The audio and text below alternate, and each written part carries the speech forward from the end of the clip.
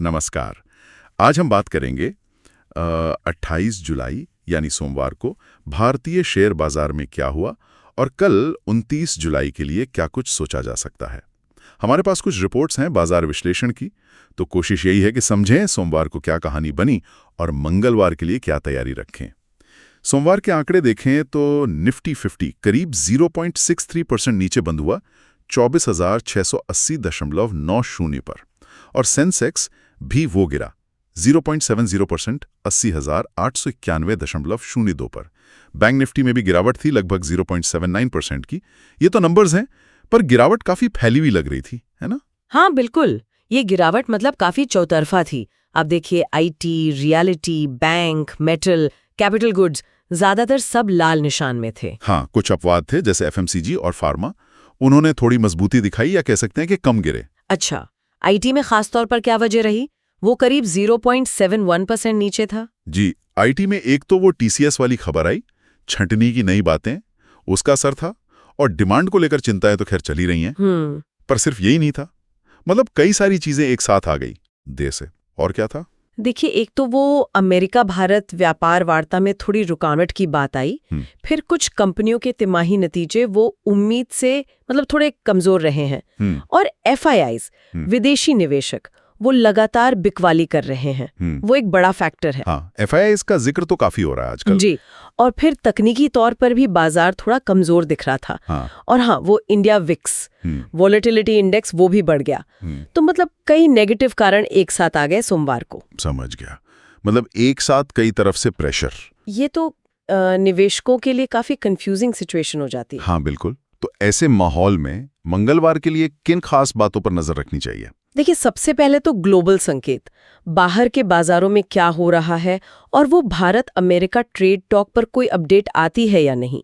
दूसरा, कंपनियों के नतीजे जो आने वाले हैं, खासकर बड़े नाम जैसे टीसीएस, एचडीएफसी बैंक, एसबीआई, अगर इनके नतीजे भी मतलब उम्मीद से कम रहे तो बाजार पर और दबाव बन सकता है। और एफआईआईज का क्या? हाँ, तीसरा वही, एफआईआईज की बिकवाली रुकती है या जारी रहती है, ये देखना बहुत जरूरी होगा। और चौथा, तकनीकी लेवल्स, वो बहुत महत्वपूर्ण हो गए हैं अब। तकनीकी लेवल्स की बात करें तो निफ्टी और बैंक निफ्टी, इनके लिए कौन से स्तर अहम है अभी? कहाँ सपोर्ट है, कहाँ रेजिस्टेंस? निफ्टी 50 के लिए नीचे की तरफ आप समझिए करीब 24,600 से 24,550 का जो जोन है, वो एक अहम सपोर्ट है। अगर बाजार इसके नीचे फिसलता है तो फिर गिरावट 24,200 तक भी जा सकती है। अच्छा, और ऊपर की तरफ? ऊपर की तरफ अभी के लिए 25,200 से 25,500 के बीच में एक रुकावट दिख रही है, मतलब वो रेजिस्टेंस जोन है। राइट। हाँ, अगर 25,000 के ऊपर टिकता है तो शायद थोड़ी राहत मिले। ठीक है। और बैंक निफ्टी, उसके लिए क्या महत्वपूर्ण लेवल्स हैं? बैंक निफ्टी के लिए देखिए 56,000 का लेवल बहुत क्रिटिकल है, निर्णायक कह सकते हैं। अगर इसके नीचे जाता है तो फिर करीब 55,500 और उसके बाद 55,200 तक के स्तर भी खुल सकते हैं। और अगर ऊपर जाता है तो? ऊपर की तरफ 57,000 से 57,300 का जोन है, जहां मतलब बिकवाली का दबाव फिर से आ सकता है। अगर ये पार होता है तो हो सकता है कुछ शॉर्ट कवरिंग देखने को मिले। शॉर्ट कवरिंग, ठीक है। तो इस पूरे विश्लेषण के आधार पर मंगलवार के लिए कोई खास ट्रेडिंग रणनीति क्या सुझाई जा रही है? माहौल तो सावधानी वाला ही लग रहा है। हाँ बिल्कुल, सावधानी तो पहली जरूरत है। रणनीति के तौर पर ऐसा लग रहा है कि सेल ऑन स्ट्रेंथ यानी बढ़त पर बेचने का अप्रोच शायद काम करे।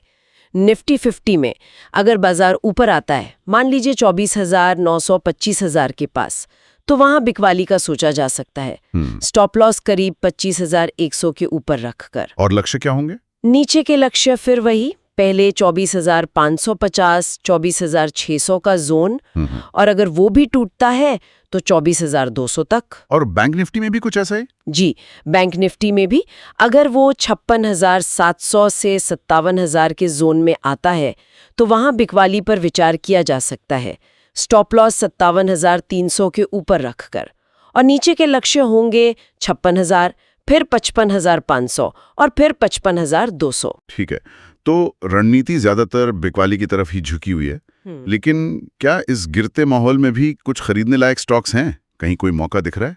हाँ, देखिए, कुछ पॉकेट्स हैं जहां थोड़ी मजबूती है, जैसे फार्मा सेक्टर, वो मजबूत दिख रहा है। सिप्ला और अजंता फार्मा जैसे स्टॉक्स ने गिरावट में भी अच्छा किया है। सिप्ला के नतीजे भी तो अच्छे थे शायद। जी हाँ, सिप्ला के नतीजे अच्छे थे और उसे कुछ ब्रोकरेज अपग्रेड भी मिले हैं। अजंता फार्मा ने भी मुनाफा बढ़ाया है, तो ये दोनों ध्यान में रखे जा सकते हैं।